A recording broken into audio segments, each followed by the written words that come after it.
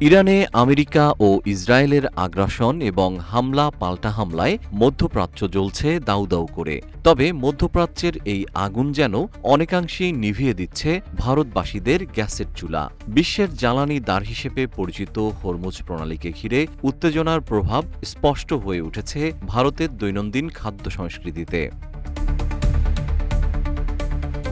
গ্যাসের ঘাটতিতে দেশটির অনেক রেস্তোরাঁ ও পথের খাবারের দোকানে সামোসা ও দোসাসহ জনপ্রিয় খাবার সাময়িকভাবে মেনু থেকে বাদ পড়ছে। এমনকি চায়ের স্বাদও বদলে যাচ্ছে বলে জানিয়েছেন ব্যবসায়ীরা। এ খবর জানিয়েছে সংবাদমাধ্যম CNN।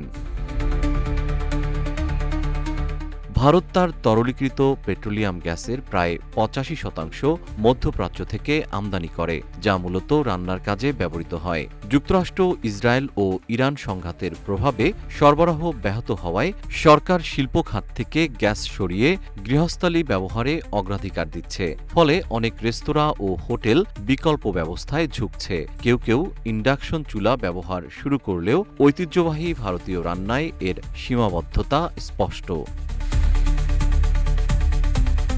উচ্চ তাপমাত্রা ও খোলা আগুনের অভাবে কারির স্বাদ, তন্দুরি খাবারের পোড়াভাব কিংবা সামোসার কাঙ্ক্ষিত স্বাদ ক্রেতারা পাচ্ছেন না। গ্যাস সংকটে রাজস্থানের জয়পুরের জনপ্রিয় রেস্তোরাঁ গুলাবজি চা তাদের বিখ্যাত সামোসা ও বান বাটার মেনু থেকে সরিয়ে দিয়েছে।